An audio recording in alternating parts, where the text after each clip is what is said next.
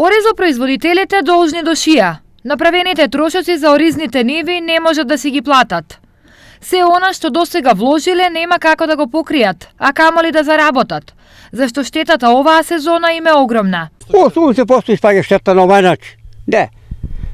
Ево, ланската година се сум дужен 20.000 босови, не може да се плати. Од жито продавам, што биде нешто од житце, од жито не може да ги поклопам трошковото. Не може да искочиме само од трошковето на водна заедница се плате, ѓубрива, течности, комбајните, за нас сламата.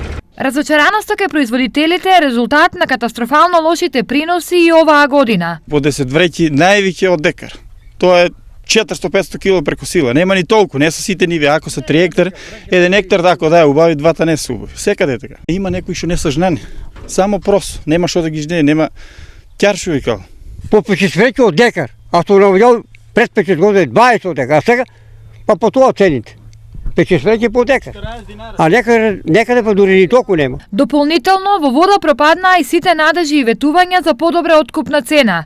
И оваа сезона оризарите маката си ја продаваат за џабе. Цената е катастрофа, 14 динара. Белиот 35. Овие 5 години исто е, кај сите така. Решението за ситуацијата според повеќето земјоделци не е во давање на субвенции, туку во гарантирана и пристојна откупна цена и на арпата и на белиот ориз. Од 1 евро да не е помалку белио и онај не половина да е непреработенио. Та нешто да покрием, па да се излажем бичи друго година сада. Ево, како е што нешто задоволе, да мене пита, ја не би го садил. Не, иш не ќе да го сада. Други култури ќе се мача, а ориз не. Инаку поголем дел од површините во Кочанско поле и во Чешиново облешево се ожнеани. Сега на потек се откупувачите и Министерството за земјоделство. Првите да понудат цена, другите државна помош.